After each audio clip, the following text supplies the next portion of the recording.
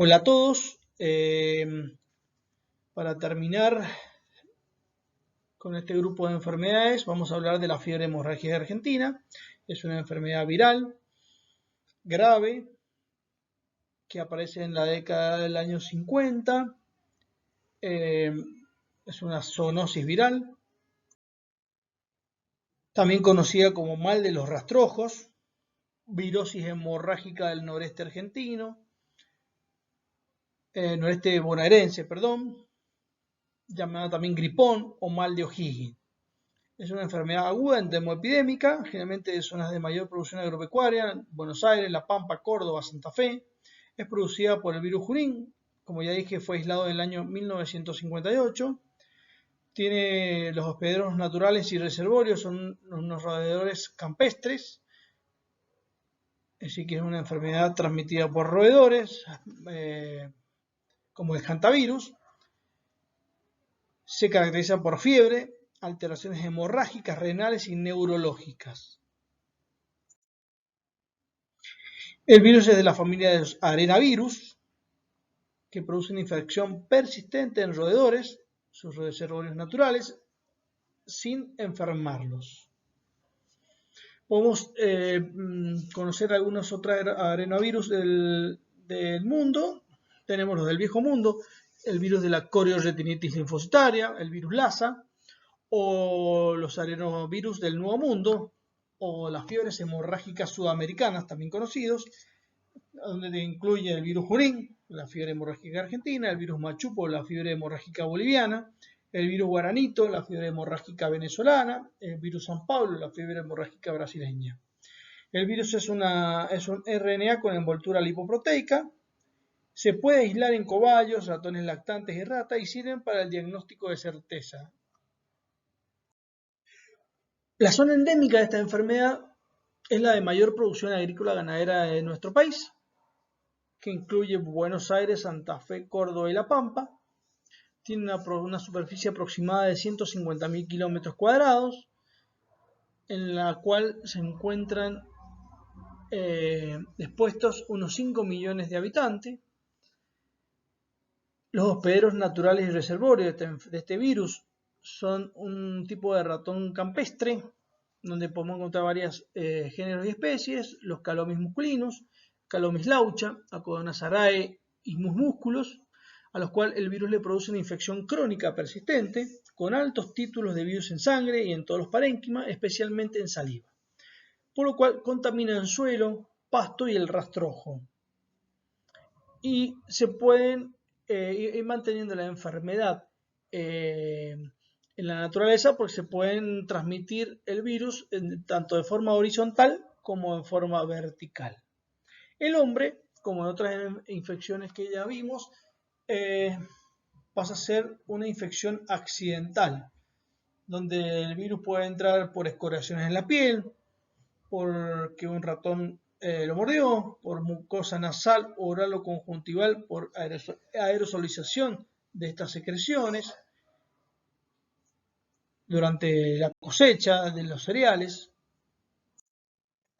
Ahí vemos un esquema, más o menos un resumen de lo que acabo de decir, es decir, el ratón la enfermedad se mantiene en la naturaleza por la transmisión entre los ratoncitos, que puede ser de forma vertical u horizontal, y de ahí el hombre por contacto accidental puede enfermarse con este virus a través de contacto directo o inhalación de las excretas aerosolizadas.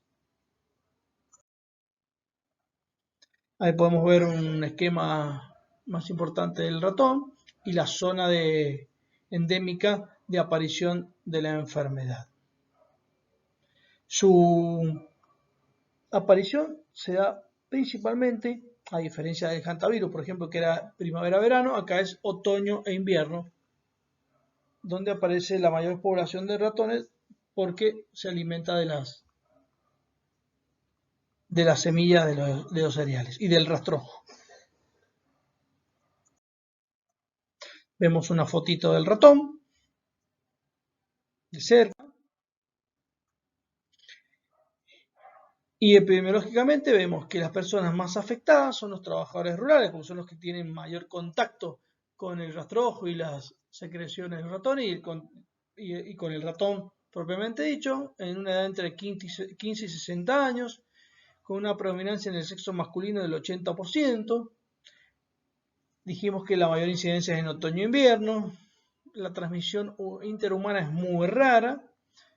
Sí puede haber a través de accidentes en laboratorio y en caza deportiva y pesca, por el contacto con el ambiente y con las secreciones o el ratón.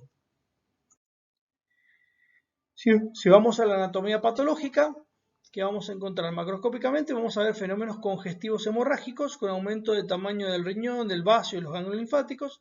Y a la microscopía vamos a ver el endotelio vascular tumefacto con aumento de la permeabilidad vascular, con focos hemorrágicos perivasculares e infiltrados mononucleares. Muy parecido esto al hantavirus.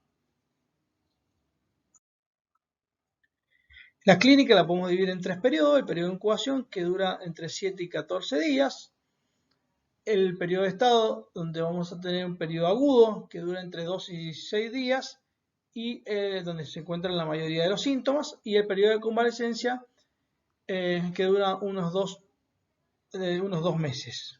Dentro del periodo agudo vamos a hablar de la primera semana, donde vamos a ver un comienzo insidioso, inespecífico, con decaimiento, cefalea, hipertermia moderada, es decir, un síndrome gripal, que lo habíamos nombrado en la enfermedad por hantavirus, donde van a haber lumbalgias, mialgias, artralgias, dolor retrocular que se puede parecer al dengue, pero es mucho más leve.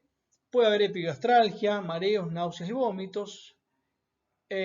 No hay manifestaciones respiratorias en esta primera semana. Sí vamos a ver un signo característico, que es la fascia abotagada o rubicundez facial, donde inyección conjuntival, edema periorbitario y congestión de la mucosa nasal, y bucal, donde estas se encuentran hiperémicas, con pequeños signos de hemorragias lineales. El ribete gingival, también lo vamos a ver en otras fiebres hemorrágicas, la lengua seca o saburral con impresión dentaria, un enantema bucofaringio con una red vascular, petequias y microvesículas a nivel de la mucosa. Podemos encontrar adenomegalias indoloras laterocervicales, hipotensión postural. Siempre el aparato respiratorio abdominal está normal. Sí podemos ver, y eso a veces es muy característico, en el sistema nervioso central hay irritabilidad, somnolencia, lentitud en la respuesta y un temblor fino en manos y lengua. Uno hace al paciente sacar la lengua y se nota el temblor fino producido por la enfermedad, que puede ser muy característico. También podemos ver ataxia, hiperestesia cutánea, etc. Metrorragia leve o moderada. Pasando a la segunda semana, el 70-80% de los pacientes mejoran, pero el 20-30% pueden evolucionar a las formas graves, que son muy graves, con manifestaciones hemorrágicas y o neurológicas que pueden llegar al shock y a su vez tener infecciones sobreagregadas. Vamos a encontrar alteraciones en el ritmo del sueño, temblores musculares, confusión mental, excitación psicomotriz, pueden llegar al estupor con convulsiones generalizadas y el coma y el óbito. La mortalidad en esta etapa, si llegaron de este 20 al 30%, es del 90%, es decir, que es una mortalidad muy alta. Y a la tercera semana, como dijimos, el 70-80% llegan a la curación, y el 20 o 30, si mejoraron las complicaciones, también llega a la curación. Las secuelas no son muy importantes o no dejan secuelas. Puede que con las complicaciones graves puede quedar alguna secuela, de la cual ya vamos a hablar. Si vamos al diagnóstico y diagnóstico diferencial, dentro del laboratorio, que vamos a encontrar una leucopenia leucopenia muy importante, con una plaquetopenia, vemos los valores, una leucopenia de 1000 a 2000 glóbulos blancos, una plaquetopenia de 50.000 a 100.000. Vamos a encontrar una eritro normal o disminuida. Sí podemos ver proteinuria a nivel renal en la orina, cilindros hialinos granulosos, hematuria. La uremia y creatinina se encuentran elevadas, el hepatograma no está alterado, CPK-LDH normal. Si hay una depresión de la inmunidad celular y con un cese temprano de la hematopoiesis a nivel de la médula ósea. Esta enfermedad puede hacernos pensar también, es decir, en el inicio, sin conocer el diagnóstico, en fiebre tifoidea, mononucleosis infecciosas, hepatitis, leptospirosis, dengue, hantavirus, brucelosis. El diagnóstico principalmente lo vamos a hacer primero por la sospecha clínica con los antecedentes epidemiológicos de la zona endémica, los signos y síntomas iniciales de la fiebre hemorrágica, que a veces son inespecíficos, y el laboratorio clínico donde sí vamos a ver esta leucopenia marcada. Podemos hacer el aislamiento del virus a través de animales de laboratorio o cultivos celulares. Se puede hacer también por serología, por fijación de complemento, inmunofluorescencia. Actualmente se utiliza ELISA, neutralización y la PCR en tiempo real. Podemos sospechar a través de la leucopenia y las plaquetas, vamos a sospechar de la enfermedad, ¿sí? Tenemos distintos casos, por ejemplo, glóbulos blancos con menos de 4.000 células por milímetro cúbico y plaquetas menos de 120.000. Pensamos repetir otra vez el hemograma en 24 horas, especialmente en la primera semana de la enfermedad. Ya cuando corroboramos esto, que tenemos glóbulos blancos menores de 4.000 y plaquetas menores de 100.000, ya lo tomamos como sospechoso, y si los glóbulos blancos son 2.500, menos de 2.500, las plaquetas menos de 100.000 y le sumamos esta sintomatología más los antecedentes epidemiológicos, lo tomamos ya como un caso probable. Las complicaciones frecuentes de la fiebre hemorrágica argentina, sobre todo son las sobreinfecciones bacterianas y micóticas, donde la fiebre empieza a disminuir y vemos que hay reaparición de la fiebre y que tenemos que pensar en una sobreinfección. Por ejemplo, infecciones urinarias, neumopatías, infecciones de piel. En las formas muy graves, podemos encontrar una insuficiencia renal aguda, pero en las formas graves, cuando entramos en la segunda semana. Generalmente no deja secuelas, como dijimos recién. Si entramos ya en la convalecencia, se va a caracterizar por astenia, caída de cabello, irritabilidad, hipoacusia, trastornos de memoria, pero no hay fiebre. Una de las secuelas muy importantes que pueden quedar en esta enfermedad, solamente en el 10% lo hace, es el síndrome neurológico tardío, que aparece 4 a 6 semanas después de la fase aguda.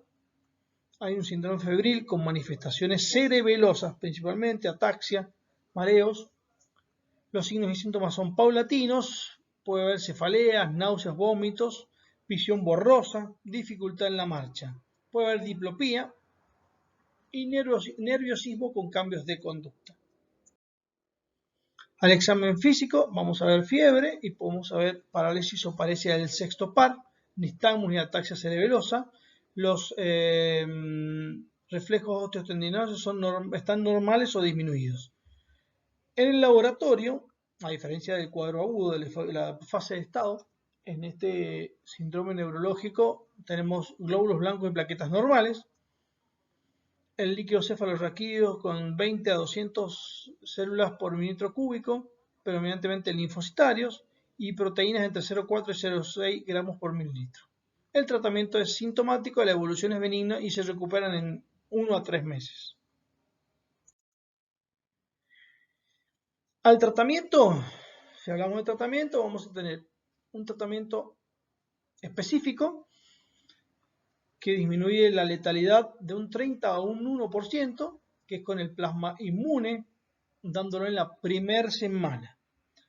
y son plasma inmune con anticuerpos neutralizantes y la dosis es de 3.500 unidades por kilo. Ahora, la letalidad no disminuye si este plasma hiperinmune se coloca después del 8º día de evolución de la enfermedad, ¿sí? Y además de este tratamiento específico, tenemos el tratamiento de sostén, que se caracteriza por reposo, hidratación, medicación por vía oral o endovenosa, no realizar canalizaciones ni sondas vesicales por los trastornos hemorrágicos, analgésico, no usando aspirina, podemos usar antiácidos y antieméticos, anticonvulsivantes y antibióticos en caso de infecciones sobreagregadas.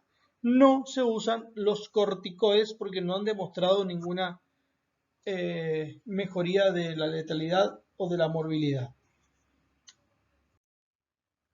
Prevención, como hablamos anteriormente en hantavirus, control de los roedores y su contacto con los individuos, y de esto que es muy importante, que es la vacunación, porque es una enfermedad autoprevenible a través de una vacuna que es producida en nuestro país, que es la vacuna Candid 1, es una vacuna vivos atenuados.